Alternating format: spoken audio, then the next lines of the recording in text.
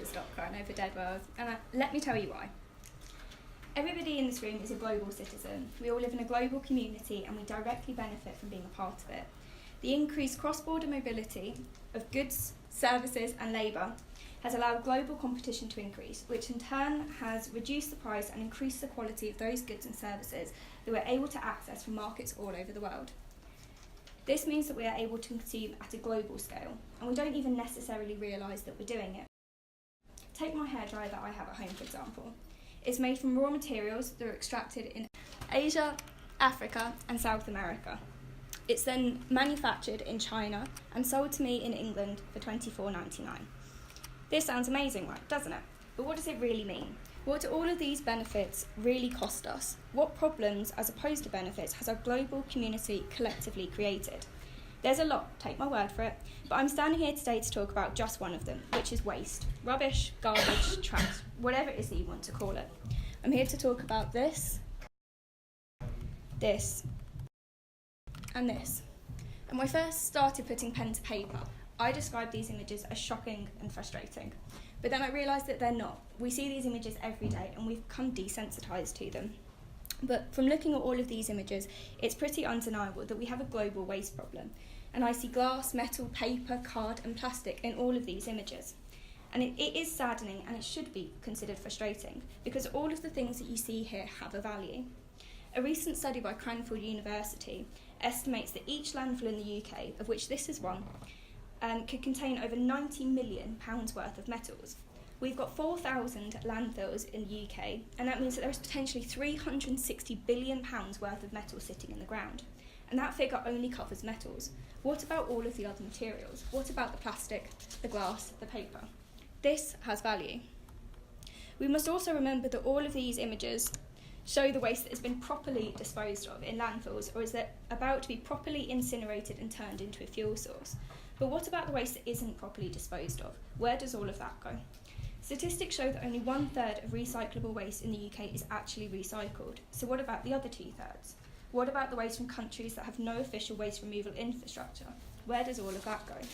It's either illegally dumped, as in fly tipping, it ends up in the natural environment, or ends up in the stomach of wildlife. So it is time to stop crying over dead pilot whales in Thailand found with over 8 kilograms of plastic in their stomachs. It's time to stop crying over sperm whales found in Indonesia with over 1,000 pieces of plastic in their stomachs. And it's time to stop crying over Cuvier beaked whales in Norway that died of starvation because their stomachs are so full of plastic that they can't digest anything edible.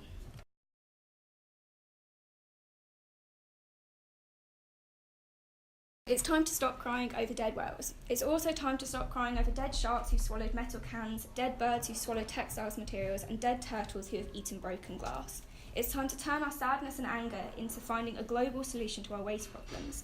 We need to capture the highly emotive nature of the problem and convert it into action. We need to do this, you and I, the consumers, and ultimately the creators of all of this waste. Now, I'm not going to stop here. I'm not going to stand here and depress you all with these shocking facts and horrible images and offer no solution. But when attempting to tackle such an incredibly important issue, where on earth do you start? Well, let's use a popular analogy. You come home and you find that you leave your tap on, and the sink is filled up and water is pouring on the floor. In this analogy, the faucet and the tap is us, the consumers. The water pouring onto the floor represents the tide of waste entering our natural environments, and the puddle on the floor represents our choking ecosystems. So what would you do in this situation? Would you grab a load of paper towels and frantically start mopping up the floor? Would you try and maybe stack things around the sink to increase its volume? Or would you simply turn off the tap? Would you cut the problem off the source? Well, of course you would. It's not really a trick question. This ultimately means that the responsibility and solutions to solve this problem lie with us, the consumers. There are loads of extraordinary initiatives around the world that are trying to solve our waste problems. However, by frantically cleaning our oceans and removing ocean waste, they are only addressing a consequence, not the source of the problem. They are the ones that are mopping up water off the floor. And this is where we set ourselves apart. We're tackling the source of our waste by advocating that our consumer voices and choices will be the catalyst for change. And how do you give people a voice and a choice? Well, you give them a platform. The platform that we have developed is called ReadUp, and at its most basic level, it's an incentivised recycling system that focuses on increasing the lifespan and therefore the value of materials through their introduction into the circular economy. For those of you that don't know, the circular economy is an alternative to the traditional linear economy that we have at the moment, where we make, use and dispose of goods and resources. In the circular economy, we aim to keep resources in use for as long as feasibly possible, extract the maximum value from them when they're in use, and then recover and regenerate products at the end of each service life. And it's these principles that are at the core of the business model and our organisation's goals. It sounds pretty idyllic, but to be able to achieve this, we need to have a fundamental shift in the way we address and approach the issues of waste in our economy and communities. So at Redux, we reject the concept of waste and accept the concept of potential. We see every piece of rubbish as a valuable resource that can be utilised to reduce our reliance on virgin sources and to stem the flow of waste into the natural environment. A glass jar could become a bowl, which I made myself. A heap of paper and card could become a sketchbook. Old fabric can become new furniture. And when considering plastic, the biggest polluter, its sheer diversity opens up an incredibly exciting avenues to introduce this incredible material into the circular economy. We have artisans who work for us who use plastic bottles to make insulation for ski wear. We have furniture makers who make stools and household products from bottle caps. And we have manufacturers who take old shampoo bottles and turn them into jewellery. In order to be able to make all of these amazing initiatives possible, easily accessible and affordable recycling materials are needed, and that's where people like you and I come in, and that's where the Redux app comes in. By signing up to the app and buying into the lifestyle change, members are able to access our innovative reward system that rewards members based on the quality of recyclable materials, not just on the quantity. Members are able to access their own personal Redux account, which gives a detailed breakdown of their recycling history, a summary of their credit account, and a step-by-step guide for how to use the Redux recycling bins.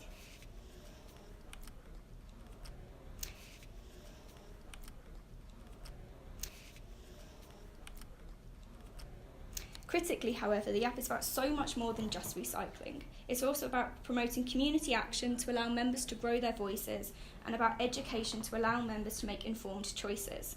It's about promoting fundamental changes to our society and converting our relationship with waste from a conceived inconsequential chore to a core element of our culture. By following detailed recycling guides found in the Learn and Play menu and by pre-sorting their waste, members are able to significantly increase the value of waste materials, which is key to the unique Redux model. This allows us to make efficiencies on the most time-consuming element of the current recycling process, which is the sorting and preparation. In turn, this allows us to reduce our operational costs and make recycled materials a more attractive alternative to virgin sources. We truly believe that we are only limited in what we can produce from recycled materials by the size and scope of our imaginations. So a couple of months ago, we started to think bigger. We started to think bigger than earrings, bowls and furniture, and we started to think about a building and began dreaming of implementing a physical manifestation of Redux, a building for recycling materials that's made from recycled materials. We found a site, the Westgate Shopping Centre in Oxford, that we feel epitomises everything that we stand against and everything that we think needs to change, which in essence is excessive consumerism. We don't just believe in recycling, we also strongly believe in the principles of reduction and reuse, and our future headquarters will promote reduction first, reuse second, and recycling with the intent to redux as a last resort. Focusing primarily on reduction, facilities at our proposed headquarters will provide the opportunity to amplify people's voices by driving demand through thoughtful and considered consumption. It will give the people the opportunity to demand that supermarkets stop wrapping celery in non-recyclable plastic packaging, give people the opportunity to demand that single-use plastic becomes a thing of the past, and give people the opportunity to reject the concept of fast fashion. Where reduction is not possible, as a principle, the focus will shift to reuse, and through the built form, opportunities will be provided for users to make a choice. To make a choice between buying new or upcycled, to make a choice between buying new or repairing existing items, and to make a choice between disposable and reusable items. Where recycling becomes the only realistic option, the headquarters will provide, in addition to the recycling processes, educational zones and a city cinema to inform users of the processes and what can actually be done with their recycled waste. Additionally, and critically to the Redux are, a research and development lab started with the world's best scientists will work tirelessly to explore the potential of new replacement materials for plastic and to research recycling techniques which will allow more of people's waste to be recycled in the future. These scientists will be working alongside our established network of artisans and manufacturers who will be provided with workshop, manufacturing and retail spaces to further allow users to make informed choices. Now, we do see the irony in all of this, that the more successful we become with achieving our goals, the less the demand there will be for our services. And to be honest with you, that's our ultimate goal. We want to become obsolete. Because when we've become obsolete, we've turned off the tap, and it's important that we can pivot Redux at this point, and then we can start to cry about dead whales.